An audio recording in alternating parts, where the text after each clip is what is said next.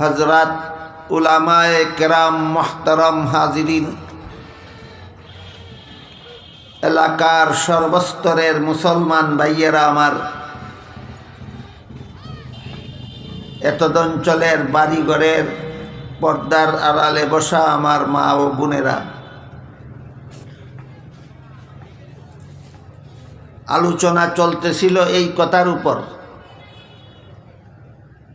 যে হযরত ইউসুফ আলাইহিস সালামকে মিশরের প্রধানমন্ত্রী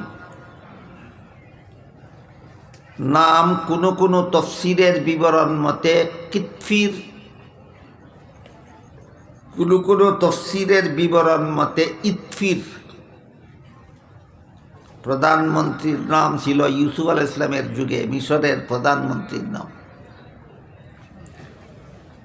আর প্রেসিডেন্টের নাম ছিল রায়্যান। তো প্রধানমন্ত্রী ইউসুফ আলাইহিস সালামের বড় 10 ভাইয়ের কাছ থেকে ইউসুফ আলাইহিস সালামকে কিনে নিয়েছিল। এই কিনার বিবরণের আলোচনা গত বছর হয়েছে। কিনে নিয়ে তার বিবি জুলাইখার কাছে লালন পালনের দায়িত্ব দিয়া সসম্মানে লালন পালন করার নির্দেশ দিছিল। এই প্রসঙ্গে আল্লাহ বলেন, এভাবে আমি বিপন্নতার হাত থেকে রক্ষা করে হযরত ইউসুফ আলাইহিস সালামকে প্রতিষ্ঠা করে দিলাম।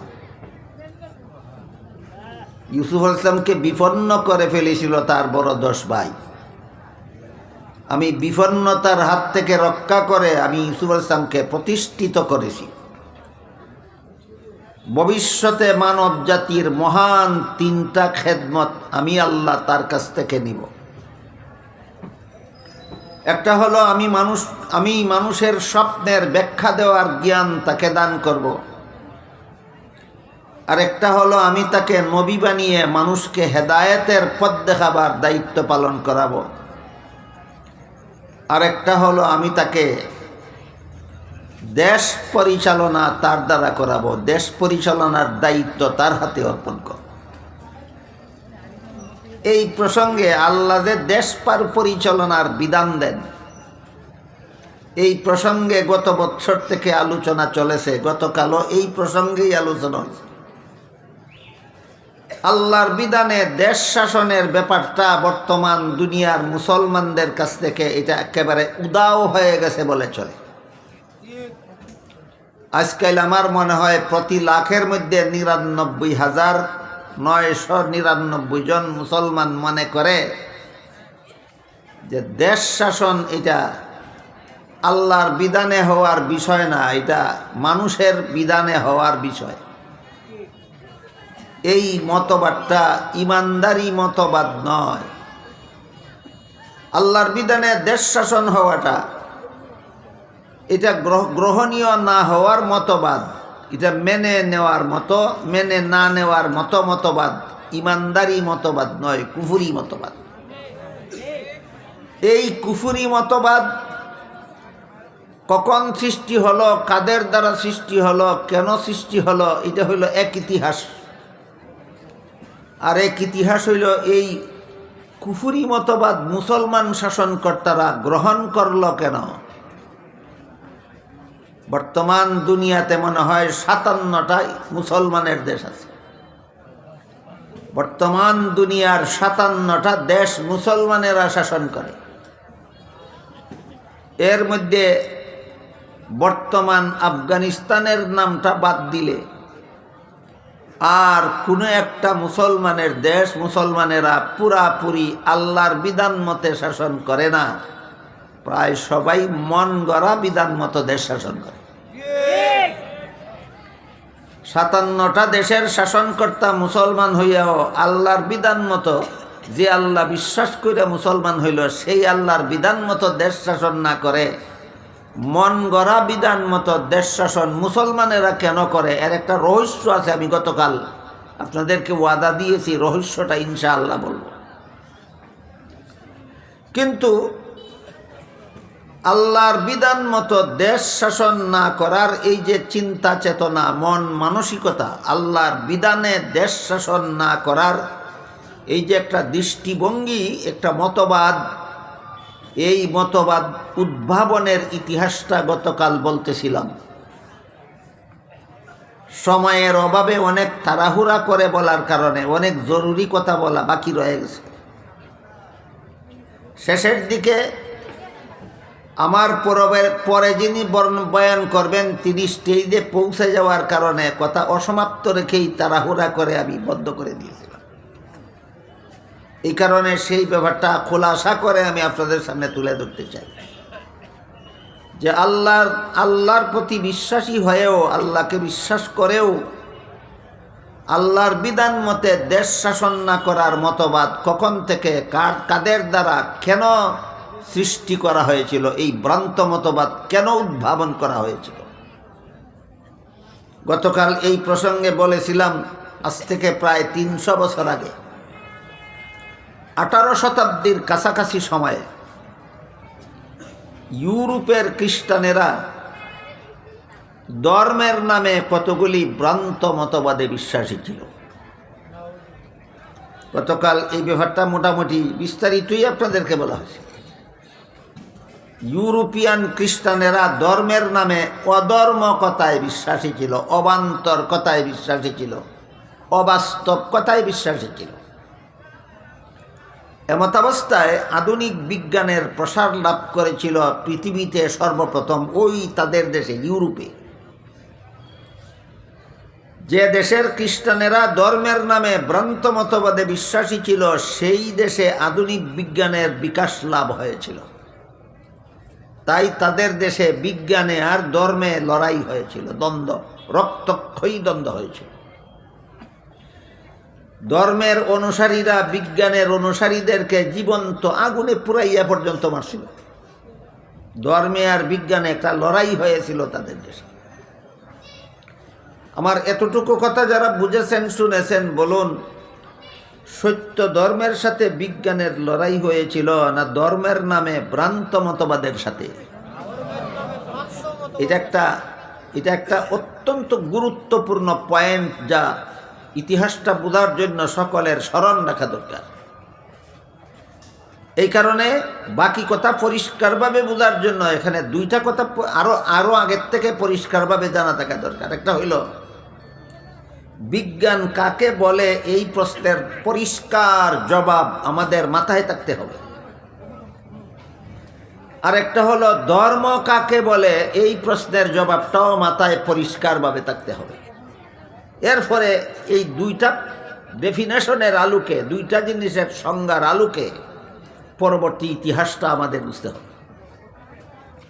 গতকাল আমি বলেছি আল্লাহর জগতের কোনো কিছুর বাস্তব অবস্থা এবং গুণাবলী জানার নাম বিজ্ঞান। আল্লাহ জগতে যা কিছু সৃষ্টি করেছেন এর যে কোনো জিনিসের বাস্তব অবস্থা এবং তার গুণাগুণ জানার নাম বিজ্ঞান। গতকাল আমি উদাহরণ দিছি, আল্লাহর গোটা সৃষ্ট জগতের মধ্যে যা কিছু আছে এর মধ্যে একটা আছে বাতাস। বাতাস অবস্থান করে খালি জায়গায়। বাতাস তাকে কই লোহার টুকরার ভিতরে না খালি জায়গায়? এগুলো বাতাসের অবস্থান। বাতাসের গুণ কি? বাতাসের গুণ হলো বাতাস অক্সিজেন বহন করে আমাদের ফুসফুসের ভিতরে গিয়ে আমাদের শরীরের দূষিত রক্ত ধুলাই করে পরিষ্কার করে দেয়। এটা বাতাসের গুণ। তাইলে এই জিনিসটা জানার নাম জানা একটা বিজ্ঞানের একটা অংশ। এই যে আমরা জানলাম যে বাতাস তাকে কই এবং বাতাসে আমার কি উপকার করে, এই বিষয়টা যে জানলাম, কিসের অবদান? বিজ্ঞানের অবদান। কিসের অবদান? বিজ্ঞানের অবদান। গতকাল আর একটা উদাহরণ দিয়েছি, পৃথিবীর আশেপাশে যত গ্রহ আছে এগুলির মধ্যে একটা গ্রহের নাম হইল চন্দ্র। এই চন্দ্রের অবস্থান এবং তার গুণাবলীর একটা বিবরণ আমি গতকাল আপনাদের সামনে তুলে ধরেছি। চন্দ্র বিজয়ের অভিযানে আমেরিকার সেরা বিজ্ঞানী নীল আর্মস্ট্রং যখন সর্বপ্রথম সাফল্য লাভ করেছিলেন, তখন সেখান থেকে ফিরে এসে পৃথিবীর মানুষকে চন্দ্র সম্পর্কে 3টা রিপোর্ট দিয়েছিলেন। 1 নম্বর, চন্দ্রের জগতে অক্সিজেন নাই, কাজেই পৃথিবীর কোনো মানুষের পক্ষে চন্দ্রে বসবাস করার সুযোগ নাই। 2 নম্বর রিপোর্ট দিয়েছিলেন চন্দ্রের ভূমিতে উর্বরতা শক্তির লেশমাত্র নাই, সুতরাং চন্দ্রের ভূমিতে ফসল ফলাবার উপায় নাই। 3 নম্বর রিপোর্ট দিয়েছিলেন চন্দ্রের সৃষ্ট কালো রেখা, এটা আজ থেকে 1300 অথবা 1400 বছর পূর্বে চন্দ্র 2 টুকরা হয়ে জোড়া লাগার কারণে রেখার সৃষ্টি হয়েছে। এই জিনিসগুলি যে ইনি উদ্ঘাটন করলেন, এটা হলো বিজ্ঞানের অবদান। বিজ্ঞানের 2টা উদাহরণ গতকাল আপনাদেরকে উদাহরণ পেশ করে আমি আপনাদেরকে বোঝাবার চেষ্টা করেছি বিজ্ঞান কাকে বলে। আল্লাহর সৃষ্ট জগতের যে কোনো জিনিসের বাস্তব অবস্থা এবং তার গুণাগুণ জানার নাম ভুলে যাবেন না, সামনে আরো কঠিন কথা আছে। এরপরে আমাদের বুঝতে হবে ধর্ম কাকে বলে। খ্রিস্টানদের দেশে যে ধর্মে আর বিজ্ঞানের দ্বন্দ্ব হইল, রক্তক্ষয়ী সংঘর্ষ হইল। ধর্মের সাথে বিজ্ঞানের লড়াই হইল, বিজ্ঞানের সাথে ধর্মের লড়াই হইল। কেন? কেন বুঝতে গেলে আগে বিজ্ঞান কাকে বলে সেটা মনে রাখতে হবে এবং ধর্ম কাকে বলে সেটা বুঝতে হবে। তখনই বুঝে আসবে তাদের ধর্মের সাথে বিজ্ঞানের লড়াই হইল কেন। আমরা গতকালকে এবং আজকে বুঝে নিলাম বিজ্ঞান কারে কয়। এবার বোঝার চেষ্টা করি ধর্ম কারে কয়। আল্লাহ পাক রব্বুল আলামিন মানুষ সৃষ্টি করেছেন শুধুমাত্র তার ইবাদত করার জন্য। এই কথাটা আল্লাহ পরিষ্কার ভাষায় কোরআনে বলেছেন, ওয়ামা খালাকতুল জিন্না ওয়াল ইনসা ইল্লা লিয়াবুদুন। মানব দানবকে আমি শুধুমাত্র আমার ইবাদত করার জন্য সৃষ্টি করেছি। কাজেই ইবাদত করাই হইল মানুষ সৃষ্টির মূল লক্ষ্য। এই ইবাদত কাকে বলে? এই প্রশ্নের সংক্ষিপ্ত জবাব হলো যথারীতি আল্লাহর বিধান পালন করার নাম ইবাদত। আল্লাহ নামাজ পড়ার বিধান দিয়েছেন, তাই নামাজ একটা ইবাদত। আল্লাহ রোজা রাখার বিধান দিয়েছেন, তাই রোজা রাখা একটা ইবাদত। আল্লাহ কোরআন তেলাওয়াত করার বিধান দিয়েছেন, তাই কোরআন তেলাওয়াত করা একটা ইবাদত। আল্লাহ দোয়া করার বিধান দিয়েছেন, তাই দোয়া করাও ইবাদত। আল্লাহ নবীর নামে দুরূদ শরীফ পড়ার বিধান দিয়েছেন, তাই নবীর নামে দুরূদ শরীফ পড়াও একটা ইবাদত। আর সকল ইবাদতের সমষ্টির নাম ধর্ম। ধর্ম কারে কয় বোঝা কি খুব কঠিন? সকল ইবাদতের সমষ্টির নাম ধর্ম। নামাজ, রোজা, হজ, যাকাত, কোরআন তিলাওয়াত, ওজিফা, জিকির, তসবিহ, দোয়া, দুরুদ, ইবাদত, বন্দেগী সবটুকুর সমষ্টির নাম হইল ধর্ম। এর সহজ উদাহরণ, আমার সামনে যে জিনিসটা আপনারা দেখতে পান এটাকে মাউথ পিস বলা হয়। এটার সাথে একটা তারের সংযোগ আছে, এটাকে ওয়্যার বলা হয়। এটা একটা ডান্ডার মধ্যে বান্ধা আছে, এটাকে স্ট্যান্ড বলা হয়। এটার কানেকশন আছে ব্যাটারির সাথে, আর একটা কানেকশন আছে হয়তো কারেন্টের সাথে আর না হয় মেশিনের সাথে। আবার কোনো কোনো ওয়্যারের সংযোগ আছে হরনের সাথে।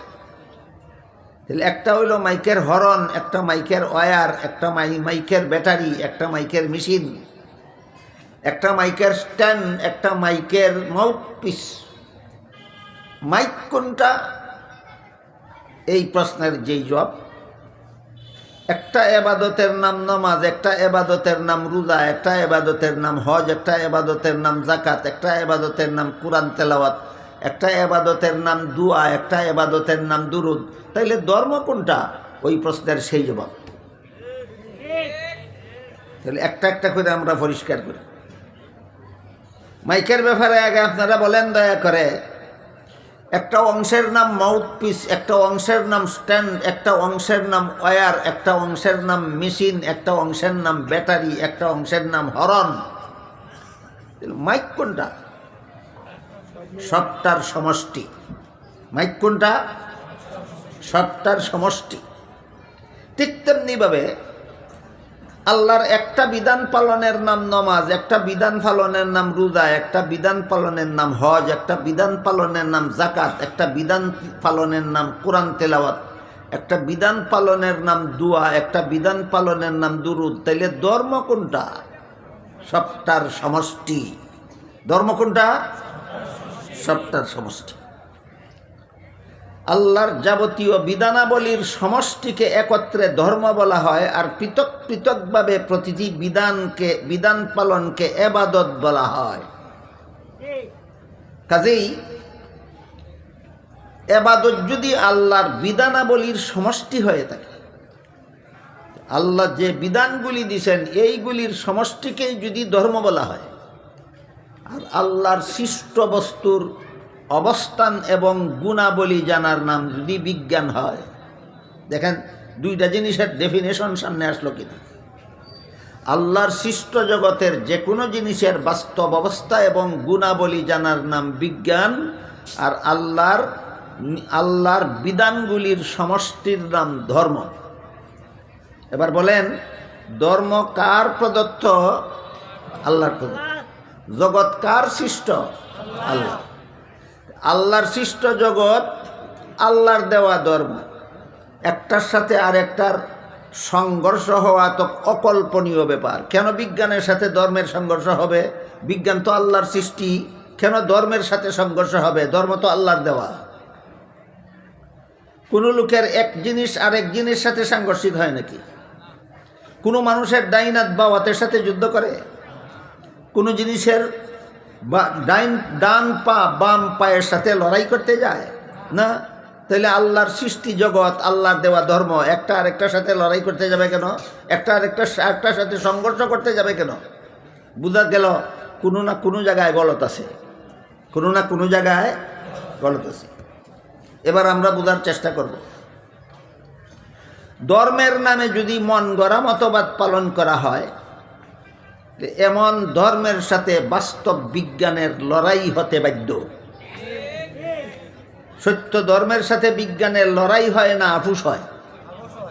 সত্য ধর্মের সাথে বিজ্ঞানের লড়াই হয় না, কারণ বিজ্ঞানটাও আল্লাহর নিয়ামত, ধর্ম আল্লাহর নিয়ামত।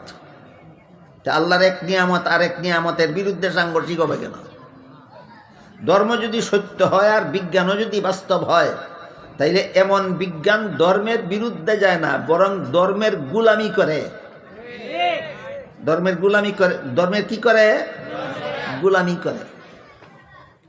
এর একটা সহজ উদাহরণ দেই।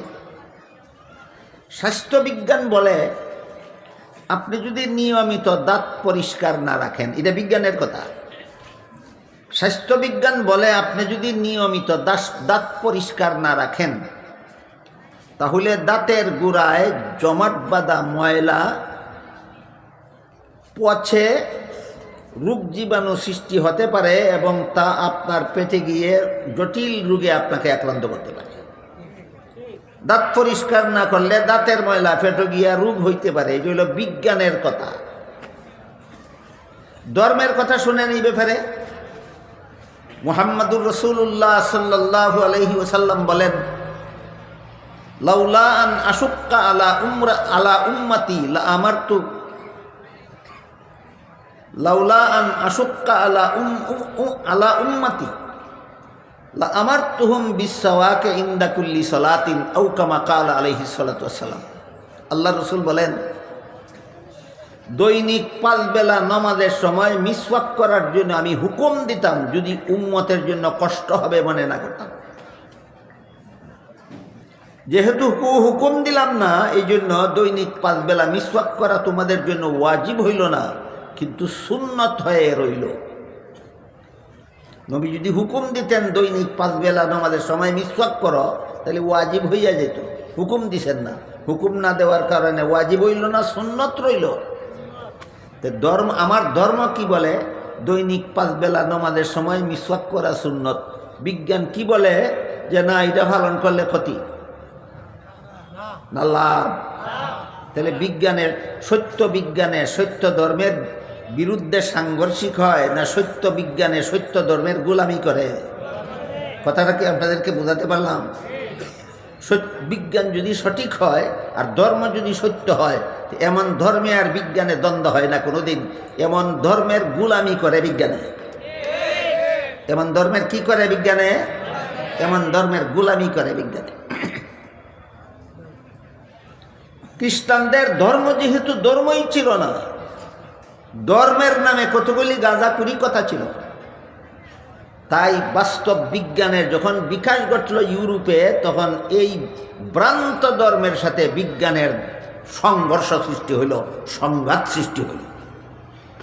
বুঝে থাকলে বলেন তো, বাস্তব ধর্মের সাথে বাস্তব বিজ্ঞানের সংঘর্ষ হয় না ভ্রান্ত ধর্মের সাথে বিজ্ঞানের সংঘর্ষ হয়? ভ্রান্ত ধর্মের সাথে বিজ্ঞানের সংঘর্ষ হয়। হ্যাঁ, যদি বিজ্ঞানের নামে ভুল তথ্য পরিবেশন করা হয়, তাহলে এমন বিজ্ঞানের নামে পরিবেশিত তথ্যের সাথে সত্য ধর্মেরও সংঘর্ষ হতে বাধ্য। এটার উদাহরণ আল্লাহ পাক রব্বুল আলামিন পবিত্র কোরআনে বলেন, লাকাদ খালাকনাল ইনসানা ফি আহসানি তাকওয়িম। মানুষকে আমি সৃষ্টির সূচনাতেই এই সুন্দর কাঠামো দিয়ে সৃষ্টি করেছি। মানুষের শরীরের মধ্যে আল্লাহ যে গঠন দিয়েছেন, এত সুন্দর গঠনে আল্লাহ আর কোনো প্রাণী সৃষ্টি করেন নেই। বুঝে থাকলে বলেন, আল্লাহ অন্য প্রাণীকে বেশি সুন্দর গঠনে সৃষ্টি করেছেন না একমাত্র মানুষকে? এই ব্যাপারে মজার একটা ঘটনা লেখা আছে তফসিলে দিলাম। বিষয়টা বোঝার জন্য তফসিলে লেখা ঘটনাটাই কই আপনাদের। এটা কিচ্ছা কাহিনী না, এটা বাস্তব ঘটনা। এক ব্যক্তি তার স্ত্রীকে বলছিল, তুই যদি আকাশের চন্দ্রের চেয়ে বেশি সুন্দর না হস, তাইলে তুই 3 তালাক। আকাশের চন্দ্রের চেয়ে বেশি সুন্দর যদি এর বউ না হয়, তো বউ 3 তালাক। এখন যেই শুনে সেই বলে যে তার বউ কি আর আকাশের চন্দ্রের চেয়ে বেশি সুন্দর নেই, এটা তালাক হয়ে গেছে। যোগ্য একজন মুফতি সাহেবের কাছে যখন ফতোয়া গেল, তিনি বলেন তালাক হয়েছে না। বলে কেন? সে কইছে তার বউ যদি চন্দ্রের চেয়ে বেশি সুন্দর না হয় তাহলে বউ তালাক। আল্লাহ কোরআনে বলছেন, মানুষের চেয়ে বেশি সুন্দর করে আল্লাহ কিছু বানাইছেন না। আগে কো এর বউ মানুষ কি? যদি মানুষ হইয়া থাকে অবশ্যই চন্দ্রের চেয়ে বেশি সুন্দর।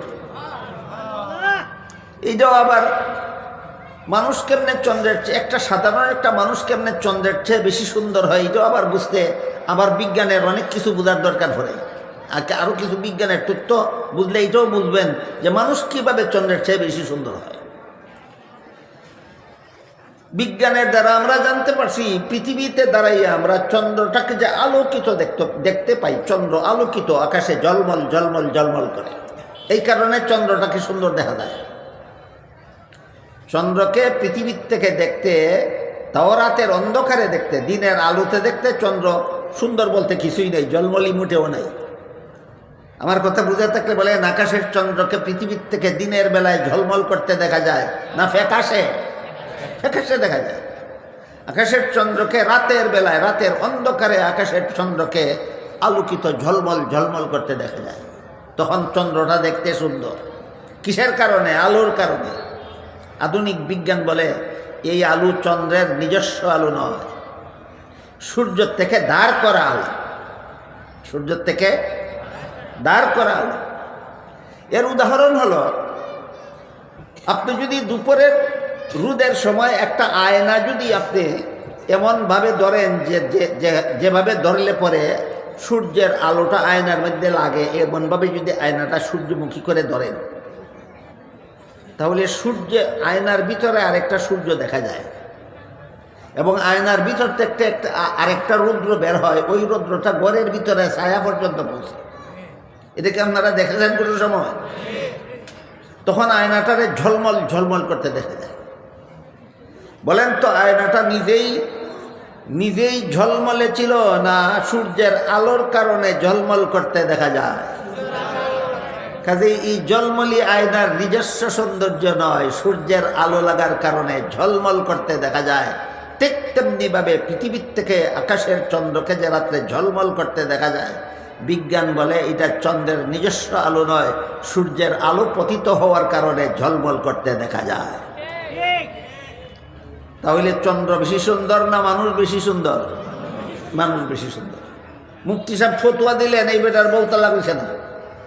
আল্লাহ কোরআনে বলছেন মানুষকে আল্লাহ সবচেয়ে বেশি সুন্দর বানাইছেন, আকাশের চন্দ্রের চেয়েও মানুষ সুন্দর, সুতরাং চন্দ্রের থেকে তার বউ বেশি সুন্দর না হইলে তালাক হতো। যেহেতু মানুষ চন্দ্রের থেকেও বেশি সুন্দর কোরআনের দ্বারা প্রমাণিত, কাজেই তার বউ তালাক হইছে না।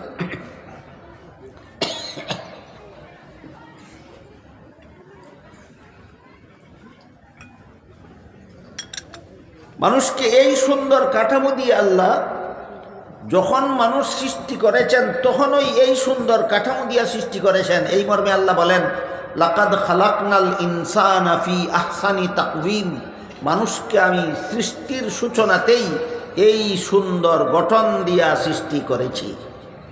এটা হলো ইসলাম ধর্মের কথা, কোরআনের কথা। বলেন তো কোরআনের কথাটা কতটুকু অবাস্তব? না শতকরা 100% বাস্তব? শতকরা 100% বাস্তব। এই কথার সাথে যদি কোনো বিজ্ঞানীর কথার সংঘর্ষ হয় তাহলে বুঝতে হবে বিজ্ঞানীর কথাটা ঠিক আছে, আল্লাহর কথাটা ভুল। একটু বুঝে শুনে বলেন। আল্লাহ বলেছেন মানুষকে আমি সৃষ্টির সূচনাতেই এই সুন্দর কাঠামো দিয়ে সৃষ্টি করেছি। এর বিপরীতে যদি কোনো বৈজ্ঞানিকে কোনো কথা কয় তাহলে বুঝতে হবে বিজ্ঞানের কথাটাই সঠিক, কোরআনের কথাটাই ভুল। না কোরআনের কথাটা সঠিক, বিজ্ঞানের নামে সেই কথাটা ভুল। এই কথা বুঝলেই ডারউইনের মতবাদ যে আসলে বিজ্ঞান নয়, বিজ্ঞানের নামে ভ্রান্ত মতবাদ, এই কথা বোঝা সহজ হয়ে যায়। পৃথিবীতে যত বিজ্ঞানী অতীত হয়ে গেছেন এর মধ্যে পৃথিবী বিখ্যাত একজন বিজ্ঞানী ছিলেন ডারউইন। কি নাম? ডারউইন। ডারউইন একটা বৈজ্ঞানিক তথ্য দিয়ে পৃথিবীর মানুষকে বলেছিলেন যে এই সুন্দর কাঠামো বিশিষ্ট মানুষগুলি এই এত সুন্দর সূচনাকালে ছিল না, এরা এক সময় বানর ছিল, তারপরে কালক্রমে আস্তে আস্তে বানরের লেজ খসে পড়ে গেল, আর পিছনের 2 পায়ে হাঁটতে শিখল, আর সামনের 2 পায়ে ধরতে শিখল এবং সোজা হয়ে চলতে শিখল। এইভাবে বানর মানুষে পরিণত হলো। এই কথাটা ডারউইন বলেছেন কিসের নামে? বিজ্ঞানের নামে। এই বিজ্ঞান ভ্রান্ত, এটা বিজ্ঞান নয়, কুজ্ঞান। কিছু আছে বিজ্ঞানের নামে কুজ্ঞান, এগুলি ভ্রান্ত। আর কিছু আছে ধর্মের নামে অধর্ম, সেই ধর্মগুলিও ভ্রান্ত।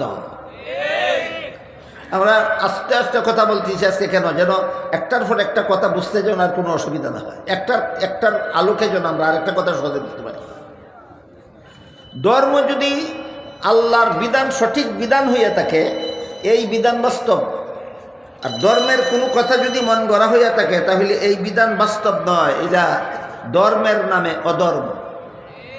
আর বিজ্ঞান যদি বাস্তব হইয়া থাকে, কোনো আল্লাহর সৃষ্ট জগতের কোনো কিছুর বাস্তব অবস্থা এবং গুণাবলী যদি বিজ্ঞানে বর্ণিত হয় তাহলে এটা কুজ্ঞান নয়, এটা বিজ্ঞান, অবশ্যই বিজ্ঞান।